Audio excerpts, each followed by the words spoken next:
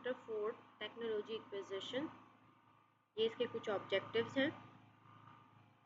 ठीक है, technology acquisition में, बल्कि एक्विजिशन का सिंपल अगर हम मीनिंग देखें तो लास्ट टाइम हमने एक एग्जांपल भी जो है डिस्कस किया था जेज एंड वारिक के साथ। मतलब दो कंपनीज अगर एक साथ अपने आप को मर्ज करके काम करना चाहें तो वो भी हमारे पास एक्विजिशन के मीनिंग में आ जाता है। या कोई एक कंपनी है वो दूसरी कंपनी को पूरा ख़रीद के अपने पास उसको मतलब उसके शेयर्स ख़रीद ले ज़्यादा से ज़्यादा, तो वो भी इक्विजिट के ज़िम्मे में आता है। तो यहाँ हम टेक्नोलॉजी इक्विजिशन की बात करें तो इसमें भी सेम है, या दो कंपनीज मिलके एक टेक्नोलॉजी पे काम करेंगे या हम किसी की हेल्प लेके अपनी कंपनी में उस टेक्नोलॉजी को इक्विजिट करेंगे, तो डिफरेंट तरीके हैं जिसके ज़रिए हम क्या कर रहे होंगे, उस टेक्नोलॉजी को इक्विजिट करके अपनी कंपनी का जो भी गोल होगा, जो मकसद होगा, उसे हासिल करेंगे।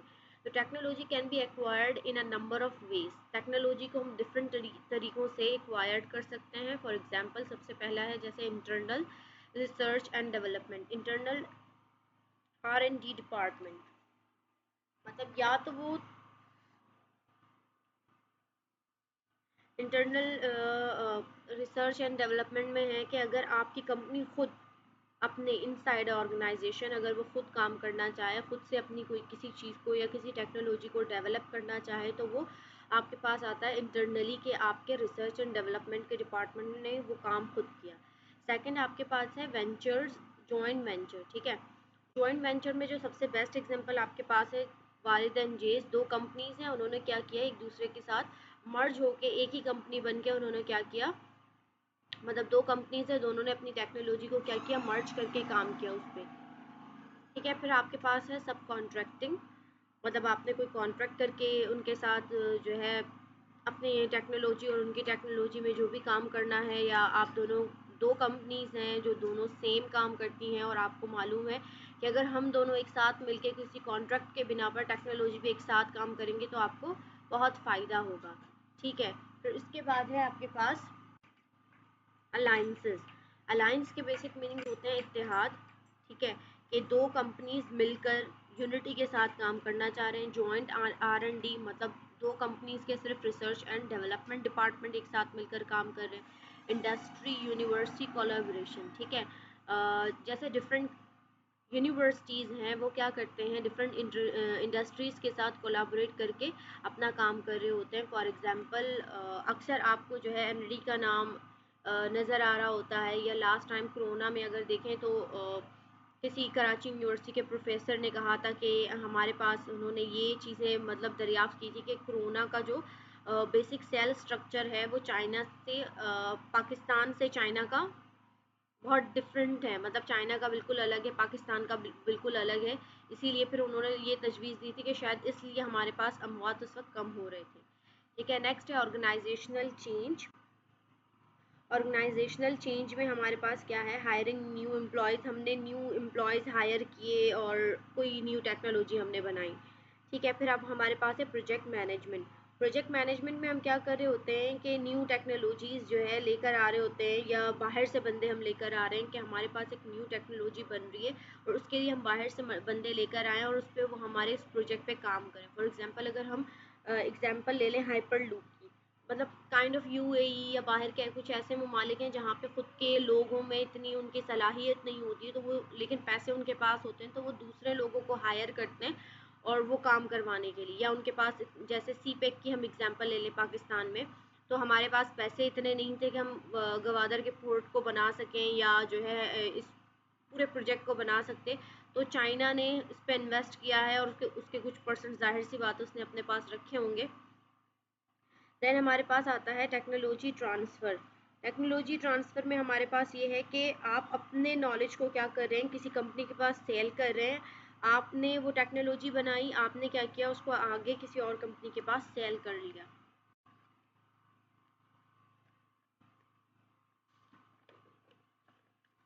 It's simple form technology acquisition required. अब टेक्नोलॉजी एक्विजिशन को क्या क्या चीज़ें हैं जो रिक्वायर्ड हैं काम करने के लिए। फॉर एग्जांपल यहाँ पे फर्स्ट है आइडेंटिफिकेशन ऑफ अट्रैक्टिव टेक्नोलॉजीज़ और पार्टनर विद टेक्नोलॉजिकल कैपेबिलिटीज़। ठीक है, सबसे पहले आपने आइडेंटिफाई करना है कि कौन सी टेक्नोलॉजी अट्रैक्टिव है according to the need of your organisation, कि आपकी ऑर्गेनाइजेशन को कौन सी टेक्नोलॉजी की ज़रूरत है, और क्या जिस पार्टनर के साथ आप काम कर रहे हैं उस पार्टनर में इतनी कैपेबिलिटी है कि वो उस टेक्नोलॉजी के साथ आपके साथ मिलकर वो काम कर सके। ठीक है। सेकंड है assessment of these opportunities, selection of most promising ones and consideration of the term of the acquisition. मतलब सेकंड है आपको आपको टेक्नोलॉजी मिल गया कि ये बेहतर है, फिर उसके बाद जो है आपको पार्टनर मिल गया कि वो उसके साथ काम करता है, मतलब इसके साथ अच्छे से काम कर सकता है इस टेक्नोलॉजी के साथ। फिर आपने असेसमेंट करनी है, उनकी एवेलुएशन करनी है इन सारे अपॉर्चुनिटीज़ की, कि इसमें से सबसे बेहतरीन हम जो है अपनी ऑर्गेनाइजेशन के लिए कैसे सेलेक्ट करें। सेकेंड है negotiation of the term of acquisition between acquirers and sellers. ठीक है। उसके बाद आप ये देख रहे हैं इसमें निगोशिएट जैसे हम करते हैं, अगर कोई चीज़ ख़रीदते हैं तो जैसे बारगेनिंग का टर्म हमारे पास आता है, तो किस तरीके से आप उस एक्विजिट चीज़ को अपने एक्वायरर और सेलर के दरमियान निगोशिएट कर सकते हैं। मतलब मे बी वो थोड़ा सा कम कर ले, या आपके साथ मतलब आपने कहा था 1 साल की यूनिटी में हम अलाइंस में काम करेंगे, फिर आपने देखा वो बहुत बेहतर है, आपने कहा नहीं हम 3 साल में इसी पैसों में काम करेंगे। तो डिफरेंट काइंड ऑफ निगोशिएशंस हो सकते हैं उसमें। लास्ट है आपके पास transfer of the technology to the acquirer if these negotiations have been successful. ठीक है। आप उसके बाद अपनी टेक्नोलॉजी को ट्रांसफ़र करेंगे जिससे जिसे भी एक्वायर करना है, या अगर आप सेल कर रहे हैं तो जाहिर सी बात है सामने वाला आपका एक्वायरर ही होगा। एक्वायरर को जिसे आप सेल कर रहे हैं उसे क्या कहेंगे, उसे आप ट्रांसफ़र करेंगे। अगर आपके पास जो बारगेनिंग का टर्म है या जितने में भी आप उन्हें मनाना चाह रहे थे उसमें वो अगर मान जाते हैं तो। Acquisition context. अब एक्विजिशन कॉन्टेक्स्ट हमारे पास क्या होता है, काइंड ऑफ हम इसमें ये कहेंगे कि why we need to do acquisition, हमें एक्विजिशन की ज़रूरत क्यों पड़ती है। ठीक है। A structured approach will help to reduce the complexity of all the possible scenario and ensure that those involved remain objective and focused on the important question। मतलब आपको टेक्नोलॉजी को एक्विजिशन की आपको एक्विजिशन की ज़रूरत क्यों पड़ती है, इसमें अगर आप देखा जाए वो आपको हेल्प करती है। एक्विजिशन क्या करती है, टेक्नोलॉजी एक्विजिशन बेसिकली आपको हेल्प करती है या आपके ऑर्गेनाइजेशन को हेल्प करती है कि जितने भी कॉम्प्लेक्स सिनेरियोज आप फेस कर रहे हैं उनमें आपकी हेल्प कर सके या उनको रिड्यूस कर सके। ठीक है।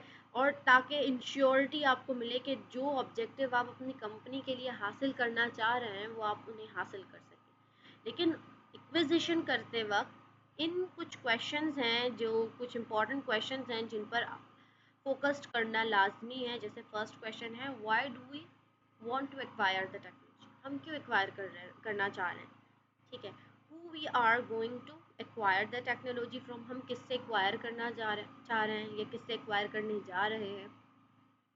How mature is the technology, technology कितनी ज़्यादा मेच्योर है, and how might this affect our acquisition options, और वो मेच्योर टेक्नोलॉजी कितना ज़्यादा अफेक्ट कर रही है हमारे एक्विजिशन के ऑप्शंस पर। ठीक है। ये क्वेश्चंस आगे डिफाइंड है, अलग अलग स्लाइड्स हैं उन पे। कि फर्स्ट क्वेश्चन है why do we want to acquire the technology. जाहिर सी बात है हर ऑर्गेनाइजेशन का कोई ना कोई ऑब्जेक्टिव होगा, कोई मोटिव होगा, कोई गोल होगा, उसको हासिल करने के लिए टेक्नोलॉजी को वो एक्वायर करना चाह रहे हैं कि भाई हम बिग डेटा पे काम करना चाह रहे हैं, हमारी कंपनी आगे जाके बहुत अच्छा काम करेगी, हमें मालूम है हमारा डेटा बहुत बढ़ जाएगा, और डेटा बढ़ने के साथ हमें बिग डेटा को हैंडल करना मुश्किल हो जाएगा। उसके लिए हम क्लाउड कंप्यूटिंग या क्लाउड की तरफ चले जाएंगे, क्लाउड कंप्यूटिंग को एक्वायर करेंगे। तो ये सारी चीज़ें आपकी कंपनी या किसी ऑर्गेनाइजेशन के ऑब्जेक्टिव पे मबनी होते हैं। तो इनमें से आपका ये देखना है कि these motive may be of 4 types. ठीक है। ये जो मोटिव हैं या ऑब्जेक्टिव हैं किसी न किसी ऑर्गेनाइजेशन के, वो 4 चीज़ों पर 4 टाइप के हो सकते हैं। ठीक है। सब M1 से मुराद motivation 1, developing new technological capabilities. ठीक है। न्यू टेक्नोलॉजिकल कैपेबिलिटीज़ आपने डेवलप करने हैं। ये सारे मोटिवेशंस जो है आगे डिफाइंड हैं, तो सिर्फ इसीलिए भी मैं नाम पढ़ लेती हूँ। Increasing strategic options, gaining efficiency improvement, responding to the competitive environment। ठीक है, सबसे पहला हमारे पास है develop technological capabilities. Technological capabilities को हम डेवलप करेंगे इज एक्विजिशन सॉर्ट टू। ठीक है, टेक्नोलॉजिकल कैपेबिलिटीज को डेवलप करने के लिए हमें इन चीज़ों की या इन गैप्स को फिल करने की ज़रूरत है जो यहाँ हमें एक्विजिशन करते वक्त देखने चाहिए। सबसे पहले हमारे पास है fill gaps in firm's own R&D base और कैपेबिलिटीज। सबसे पहले अगर आपको मालूम है कि आपके ऑर्गेनाइजेशन में या R&D डिपार्टमेंट में कुछ गैप्स हैं with respect to developing technological capabilities, आपको मालूम है कि आपका अपना डिपार्टमेंट इतना कैपेबल नहीं है कि वो इन चीज़ों को डेवलप कर सके, तो सबसे पहले उन गैप्स को फिल करें। ठीक है, इतना कैपेबल बनाए अपने R&D डिपार्टमेंट को कि वो काम कर सके खुद अपने आप अपने उस पर। ठीक है, फिर सेकंड है fill holes in an existing product line.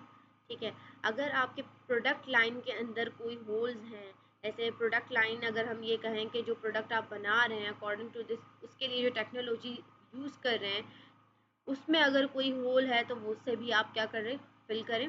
Create and establish new product for the firm. R&D department को बेहतर करने की ज़रूरत है। क्या कोई कुछ ऐसी चीज़ें हैं जो आपके प्रोडक्ट लाइन के अंदर आ रही हैं, एग्जिस्टिंग प्रोडक्ट लाइन के अंदर, क्या उनको बेहतर करने की ज़रूरत है, या जो है आप अपने फर्म के लिए न्यू प्रोडक्ट बनाना चाह रहे हैं।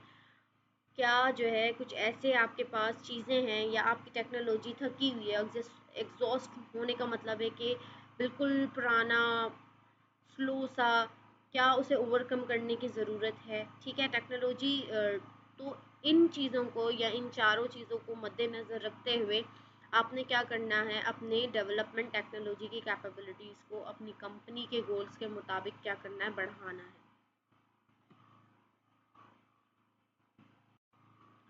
ओके, सेकंड मोटिवेशन है इंक्रीज स्ट्रैटेजी अक्कर होती हैं। ठीक है, तो क्या उनको बेहतर करने की ज़रूरत है, क्या उन कैपेबिलिटीज़ को बेहतर करने की ज़रूरत है हमें या नहीं।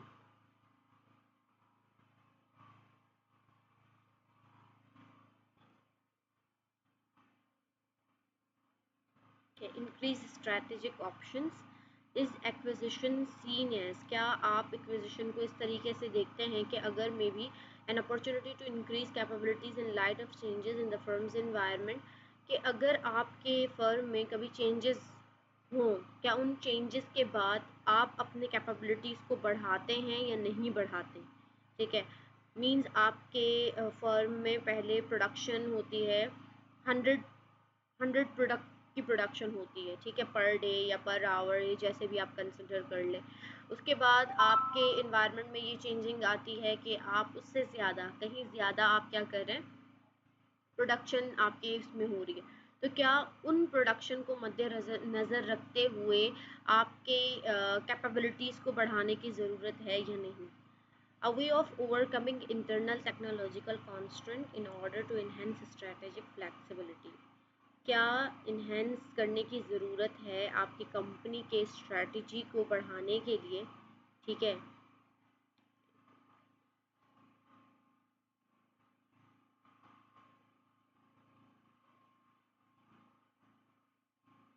Strategic flexibility.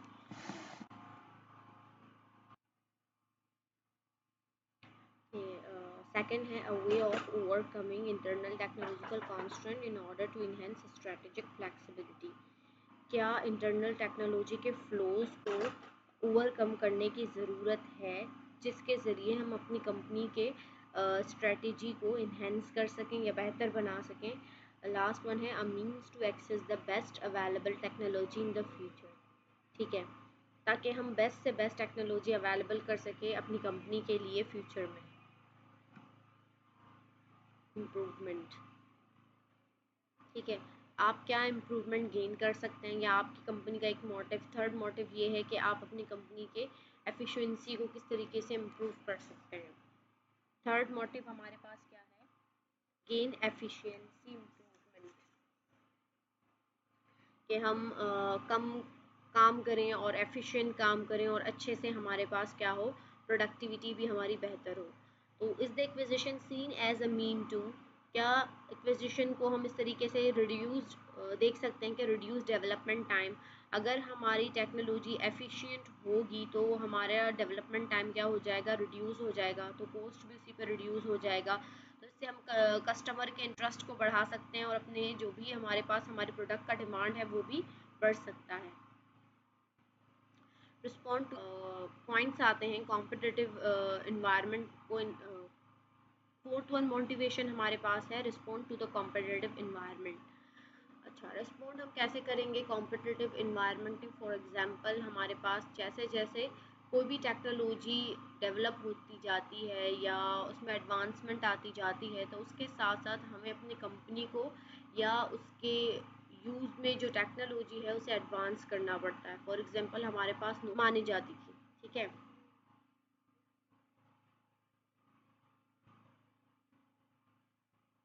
अदरवाइज जो है इसमें हम नोकिया के एग्जांपल को देख सकते हैं। Respond to the competitive environment में बेस्ट एग्जांपल उसी का फिट होता है कि जैसे जैसे मार्केट इमर्ज करता जाएगा, मार्केट जैसे जैसे कॉम्पिटिटिव जितना ज़्यादा होता जाएगा या टेक्नोलॉजी जितनी बेहतर तरीके से एडवांस होती जाती है, उसी तरीके से आपने अपनी कंपनी को क्या करना है, एडवांस करना है।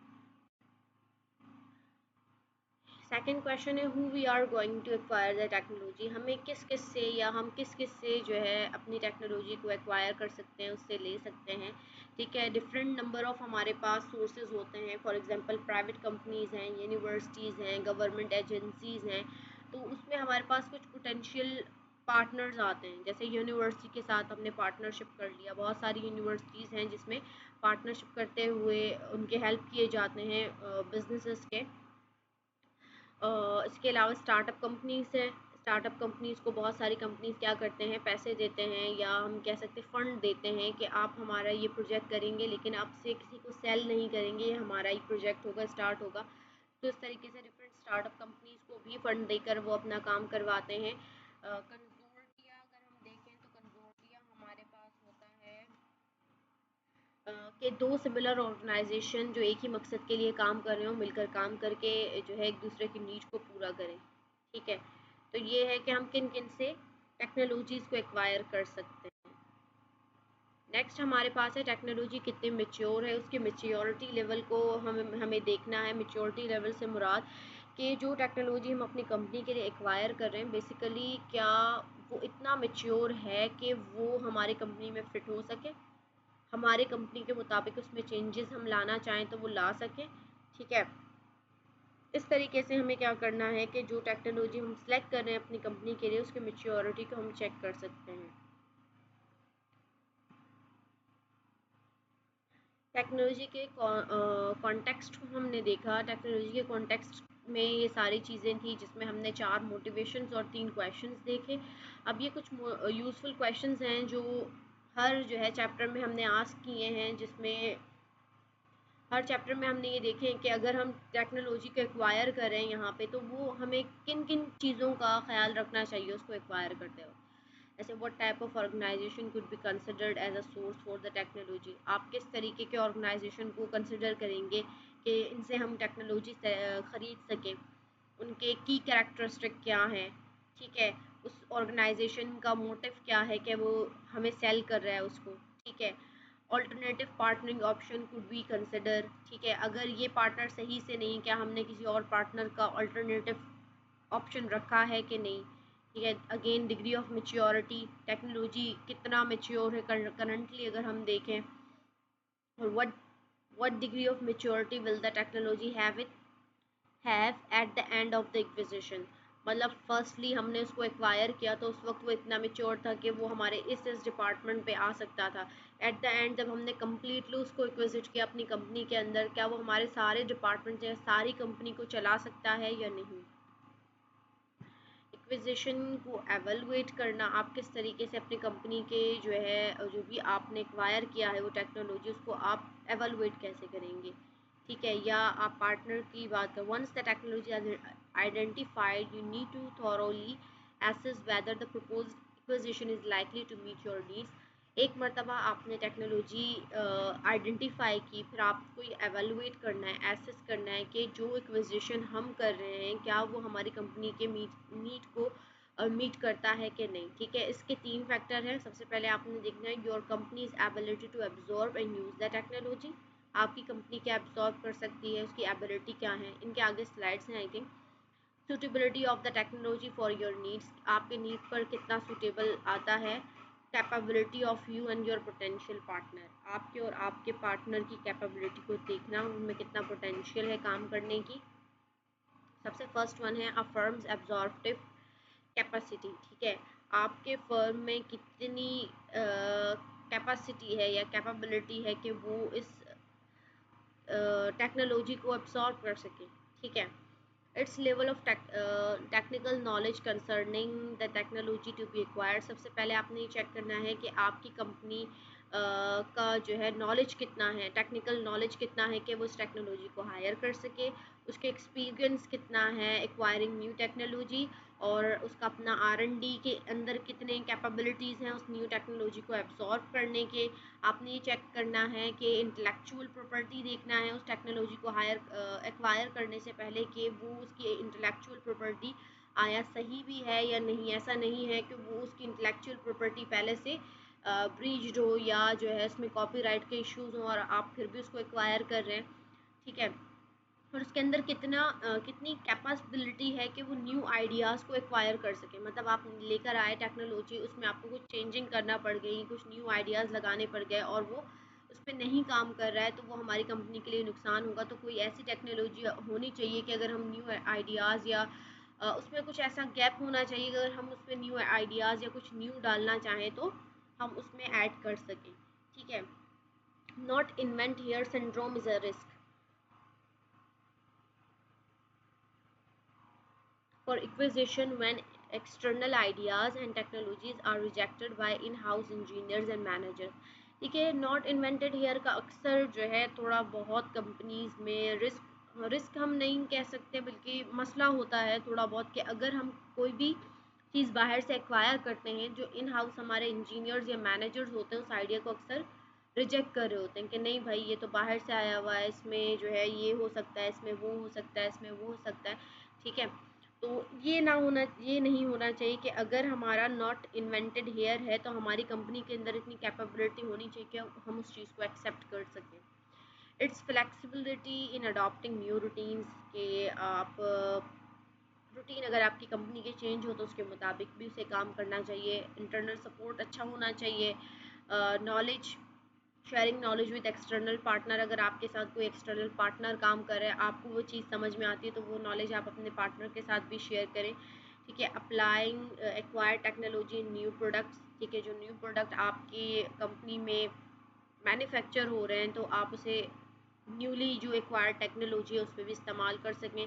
Exploitation of the technology, completely technology को किस तरीके से आप अपने कंपनी के अंदर, पूरे कंपनी के अंदर एक्सप्लॉयट कर सकते हैं। सेकंड है आपके पास partner, how compatible are those involved. आपका पार्टनर किस हद तक कंपैटिबल है आपकी उस टेक्नोलॉजी को के साथ जो है, या how compatible are those involved. जी बिल्कुल, आपका जो पार्टनर है जो आपके साथ इन्वॉल्व है इस टेक्नोलॉजिकल एक्विजिशन में, वो किस हद तक कैपेबल है इन चीज़ों को समझने में या आपके साथ काम करने में। सबसे पहले अगर हम देखें तो do the partner understand each other motives and what they stand to gain from the transaction. क्या दोनों पार्टनर एक दूसरे के मोटिव को समझते हैं। ठीक है, what they stand to gain from the transaction, क्या वो इस एक्विजिशन या अलायंस में, अलायंस मतलब इत्तेहाद, ठीक है, कि a shared strategic vision on alliance um, क्या दोनों एक ही स्ट्रेटेजिक विजन शेयर करते हैं। तो दो कंपनीज या जो जितने भी कंपनीज हैं जो अलायंस में शामिल हैं, क्या उन दोनों की स्ट्रेटेजी सेम है। दोनों का मकसद यही है कि अगर हम इस चीज़ को एक्वायर करेंगे तो हमारी कंपनी को ये फ़ायदा होगा, क्योंकि एक एम के तहत उन्होंने अलायंस किया होगा। तो सेकंड है will the alliance work in ways compatible with the need of those involve, क्या हमारे पास जो अलायंस है, जो यूनिटी है, वो इसी तरह काम करेगी कि दोनों के जो नीड्स हैं वो पूरे हो सकेंगे। कि is the alliance equally important to the partner, क्या इस पार्टनर के लिए भी अलायंस उतना इंपॉर्टेंस रखता है, दूसरे पार्टनर के लिए भी इतना ही इंपॉर्टेंस रखता है। ठीक है, अगर एक के लिए इतना इंपॉर्टेंस नहीं रखेगा तो वो बीच में छोड़ के भी चला जाएगा, या वो इतना अच्छा काम नहीं कर सकेगा जिसे सेकंड पार्टनर जिसे बहुत ज़्यादा नीड है उसके लिए मसले हो जाएंगे। ठीक है, म्यूचुअल डिपेंडेंस होना चाहिए दोनों कंपनी का या ऑर्गेनाइजेशन का जो अलायंस में एक साथ है, अलायंस के अंदर है। तो म्यूचुअल डिपेंडेंस में ये है कि दोनों कंपनी का एक दूसरे पर डिपेंड होना लाजमी है। अगर एक कंपनी इंडिपेंडेंट होगा, दूसरा डिपेंडेंट होगा, तो इंडिपेंडेंट कंपनी कुछ भी कर सकता है, कहीं पे भी किसी भी मोड़ पे जाके उसको छोड़ देगा कि नहीं भाई मेरा मकसद तो पूरा हो गया, अब आपने जो काम करना है खुद करें। ठीक है, तो इससे सेकंड जो डिपेंडेंट है उस कंपनी को बहुत ज़्यादा नुकसान पहुंच सकता है। Potential for the alliance to add value for clients और partner, will the alliance meet the needs and expectation of other stakeholders, मतलब आपका जो पार्टनर होगा या आपका क्लाइंट होगा जो आपके साथ डील करता है किसी भी प्रोडक्ट के लिए, तो क्या उसको हम उसके नीड एंड एक्सपेक्टेशन पे हम पूरा उतर सकते हैं। जो आप एक्विजिशन कर रहे हैं या अलायंस कर रहे हैं, दो कंपनीज मिलकर काम कर रहे हैं, तो आपके और उनके काम करने से क्या इतनी अच्छी प्रोडक्ट बन सकती है कि हम अपने कस्टमर को सेटिस्फाइड कर सकें। Market acceptance of the alliance, अच्छा, विल कस्टमर कॉम्पिटिटर और organisation body see the partnership in a positive way, positive light, मतलब ऐसा है कि आपकी कंपनी का नाम बहुत अच्छा है, आपने किसी ऐसी कंपनी के साथ अलायंस कर लिया जिसका नाम बिल्कुल भी मार्केट में अच्छा नहीं है, तो वो इसका क्या इफेक्ट पड़ेगा। जब आप एक साथ एक स्टेज पे मिलके इस कंपनी के साथ काम करेंगे तो आप अपने कस्टमर लूज़ करना शुरू हो जाएंगे, क्योंकि वो कस्टमर जिसे पता है कि ये कंपनी अच्छी नहीं है, इसके साथ मिलकर काम कर रही है जो अच्छी कंपनी है, वो उससे भी प्रोडक्ट्स लेना क्या कर देंगे, बंद कर देंगे कि भाई हमें तो पहले से पता था कि ये जो है ऑर्गेनाइजेशन अच्छे से काम नहीं करता, अब इस ऑर्गेनाइजेशन के साथ मिलकर काम करेगा इसे भी डुबाएगा, तो ये थोड़ा सा बन जाता है। तो अक्सर जो है अलायंस करते वक्त, यूनिटी करते वक्त कोई भी, तो आपने ये देखना है कि जिस कंपनी के साथ आप एक्विजिशन कर रहे हैं या अलायंस कर रहे हैं उसे आपने क्या करना है, अच्छी कंपनी हो ताकि आपकी कंपनी का नाम भी ख़राब ना हो उसके साथ, और मार्केट के लोग या आपके जो कस्टमर्स हैं उसे एक्सेप्ट कर सकें। Technical capability, does the potential partner have the necessary technical capability to make the partnership a success। ठीक है, टेक्निकल कैपेबिलिटीज़ आपके पार्टनर के अंदर हैं कि जो है वो इस अलायंस को सक्सेसफुल बनाएं कि आपको कोई मसला ना हो बाद में जाके। अब चेक करना है कि टेक्नोलॉजी सूटेबल है कि नहीं। डज द एक्विजिशन मीट, सबसे पहले कि वो आपके ऑर्गेनाइजेशन के ऑब्जेक्टिव को मीट करता है कि नहीं, तब जाके वो हम उसकी सूटेबिलिटी को देखते हैं। नहीं भाई, टेक्नोलॉजी तो हमने कहा सूटेबल है लेकिन हमारे ऑर्गेनाइजेशन के ऑब्जेक्टिव पे वो पूरा नहीं उतर रहा। हमने हमने ये डिसाइड किया था, फॉर एग्जांपल हमने ये डिसाइड किया था कि हमारी कंपनी दिन में 1000 प्रोडक्ट मैन्युफैक्चर करेगी इस न्यू टेक्नोलॉजी के साथ, लेकिन इस टेक्नोलॉजी को आते हुए हम सिर्फ 100 कर पा रहे हैं, तो वो सूटेबल तो नहीं होगी ना हमारे ऑर्गेनाइजेशन के ऑब्जेक्टिव के साथ। कि कमर्शियल वैल्यू क्या है, ठीक है, आप जो टेक्नोलॉजी लेकर आ रहे हैं कि मार्केट में मार्केट वैल्यू उसकी क्या है। अनसर्टिनिटी सराउंडिंग द ट्रांजैक्शन, कि अगर कोई अनसर्टिनिटी या कोई ऐसा हमारे पास मामला आता है, ठीक है, तो उसको वो कैसे हैंडल करेगा। ठीक है, अगर हमारे पास कोई फेलियर आता है, कुछ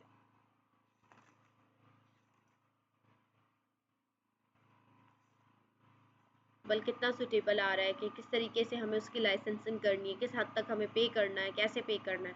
और इसके अलावा सूटेबिलिटी में हमें ये चीज़ें बहुत इंपॉर्टेंट है हमारे लिए, know how, know what, know who, कि आपकी कंपनी के एम्प्लॉय को कितना स्किलफुल होना चाहिए उस टेक्नोलॉजी के लिए, उस टेक्नोलॉजी का कितना ज़्यादा नो हाउ होना चाहिए। ठीक है, सेकंड है हमारे पास नो व्हाट, आपकी टेक्नोलॉजी के बारे में आपकी कंपनी को क्या क्या चीज़ें मालूम होनी चाहिए, उसका प्रोसीजर कैसे रन कैसे करेंगे, उसके मैनुअल्स होंगे, उसके मार्केट वैल्यू क्या है। ठीक है, उस टेक्नोलॉजी के सिंपल अगर हम ये कहें कि उसका उस टेक्नोलॉजी के डिटेल्स को मालूम करना नो वॉट में आता है। ठीक है, फिर नो हु, किसके बारे में उन्हें मालूम होना चाहिए कि भाई कभी टेक्नोलॉजी ख़राब हो जाए या उससे रिलेटेड हमें कहीं किसी से काम हो तो हमें किसके पास जाना चाहिए, उन लोगों को हमें जानना चाहिए, ठीक है। Know how, know what, know who. Acquisition option, acquisition के हमारे पास ऑप्शन है future technology development, contract and relationship, ownership of intellectual property किसके पास होनी चाहिए, टेक्नोलॉजी को हम एक्सप्लॉइट कैसे करेंगे, उसे उसका सही इस्तेमाल क्या होगा, टेक्नोलॉजी हमारे पास कितनी मतलब एक्सचेंज ऑफ करेंसी किस तरीके से वो चलेगी, कितना हमें जो है काइंड ऑफ रेवेन्यू कमा के देगी, इंटेलेक्चुअल प्रॉपर्टी के प्रोटेक्शंस क्या हैं, ठीक है। फर्स्ट वन है हमारे पास future technology development. Future technology development में या तो आप इंटरनली आपका कंपनी डेवलप करेगा या एक्सटर्नली आप डेवलप करके लेकर आएंगे, या दो कंपनीज के साथ इंटरनल एक्सटर्नल एक साथ काम करके को डेवलपमेंट, आउटसोर्सिंग R&D कर रहे होंगे, आप अपने R&D को आउटसोर्स कर रहे होंगे।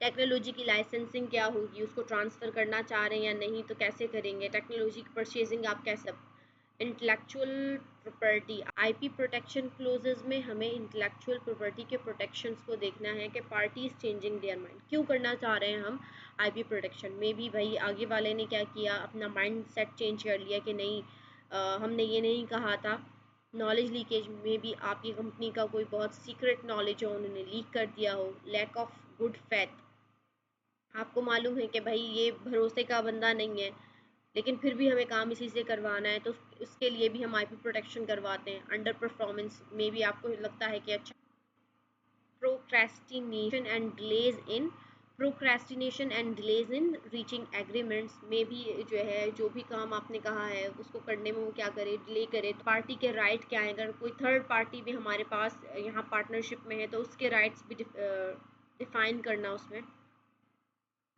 Ownership of intellectual property, ownership जो है हमारे पास तीन टाइप की होती है इंटेलेक्चुअल प्रॉपर्टी की, एक इंडिविजुअल ऑनर होता है जो सिर्फ आपने ख़रीदा है, जॉइंट ऑनरशिप दो कंपनीज ने एक साथ ख़रीदा है, पब्लिक ऑनरशिप जो हर किसी के लिए अवेलेबल है।